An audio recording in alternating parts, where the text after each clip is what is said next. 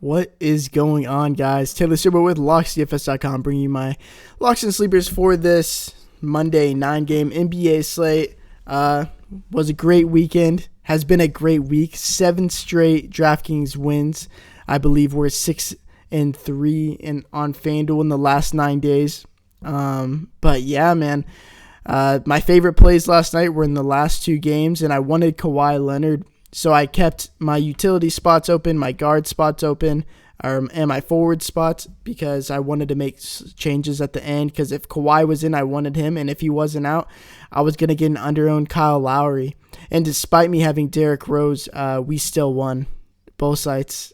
And so once Kawhi was ruled out, we swapped from Josh Okogie, who didn't do very well, and Kawhi to Kyle Lowry and Pascal Siakam, who combined for 100 DraftKings points, took home the dub despite having Derrick Rose.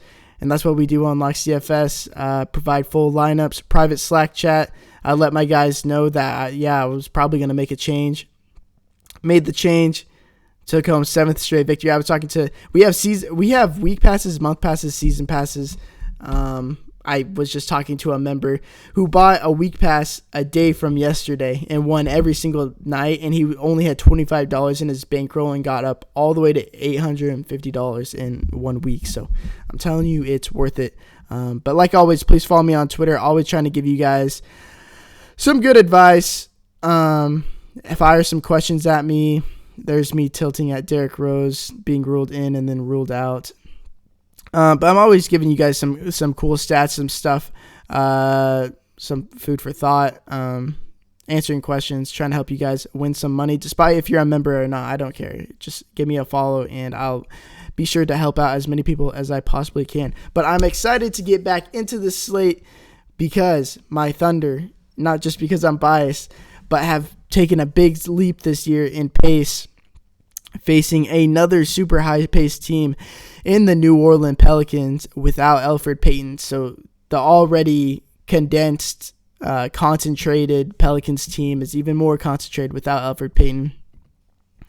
And I'm just all over this game, set at 237 points. I assume this is an error. I don't think it opened at 205.5 and then opened at and then rose 31.5 throughout the day, because if you see the line jump, it was under a minute.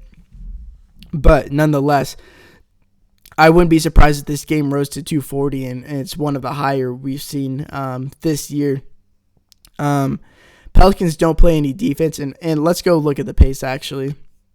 Thunder have been a slower team over the past years, but I think it's been to the detriment. I think with Paul George and guys like Jeremy Grant and Russell Westbrook, they play better running, and we got the 5th and 6th highest pace teams. I mean, remember when this Hawks and Sacramento game played? It was flying, and these were with 2 bad, inefficient teams. Now we got more efficient teams with the Pelicans and the Thunder. I'm all over it. Obviously, the price tags are a bit more, but I think Russell Westbrook is severely underpriced with a 32.4% usage rating.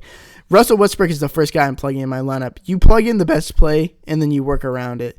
Anthony Davis is 11-3, but I think you've seen in the past couple of games that he's played, that he's got into, that elbow injury. It doesn't look right now. And we'll talk about another player on that same team that's been taking over completely. But yeah, 11,100 for Russell Westbrook. We've paid over $12K for him. We've played 13, 14K for him over here on on FanDuel. And I think he's going to go under-owned because we were going to be looking at his box scores, but a lot of the games have been due to his scores being around 50-55, just because he's been involved in blowouts and not even getting fourth quarter run. I fully expect this game to play close.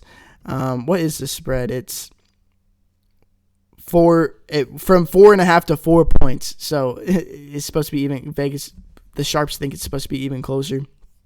So he's going to play his upwards of minutes. He might play 38, 40 minutes. And at one of the highest fantasy points per minute players getting 38 to 40 minutes, I don't know how you fade. You find the value. And there's 9 games. Injuries will present themselves. Value will present itself throughout the day.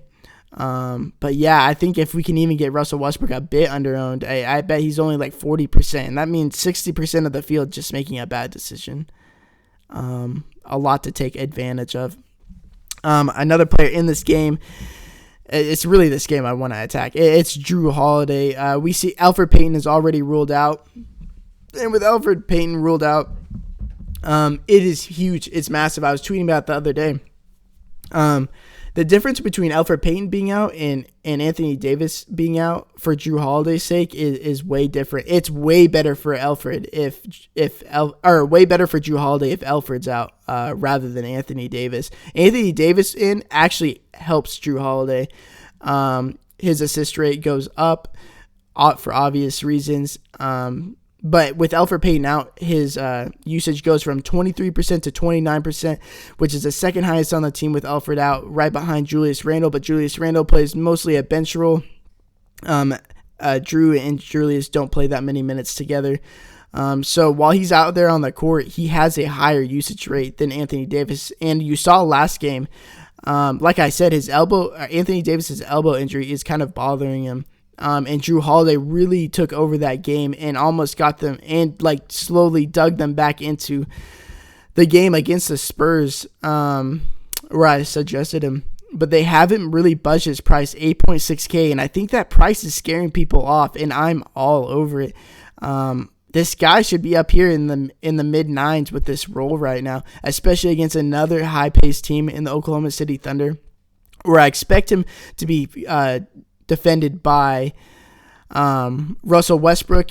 I expect them to be defending each other. A lot of them are kind of turnover prone, and I think they can build up a bunch of defensive stats against each other, which is like so highly coveted on FanDuel since they're 3 points per block per steal.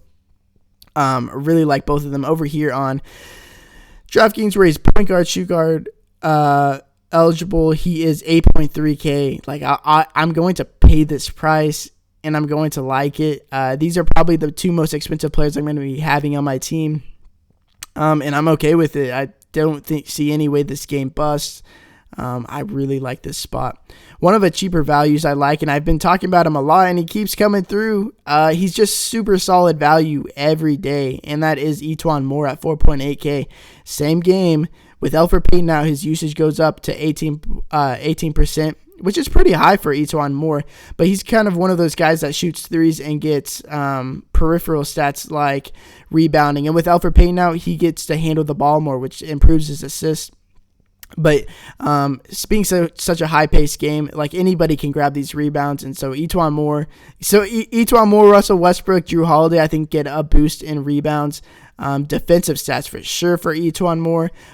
Defending, you would think Paul George for a lot of the game. And over here, his price is silly on FanDuel. He's only 4.6K. I don't get this. As of right now, this is the best value on the board, in my opinion. Obviously, I will tweet out on Twitter my other favorite values of the day to try to help you guys out. But those are the 3 players I'm really just locking in my lineups right now. Yeah, if you guys have any questions, just follow me on Twitter. Ask me some questions, and I will be sure. I'll get to this DM right now, right after this video. Be sure to help you guys out. So if you like the video, please like, please subscribe, please comment, please follow me on Twitter at Taylor Stuber. Good luck tonight. Until next video, peace.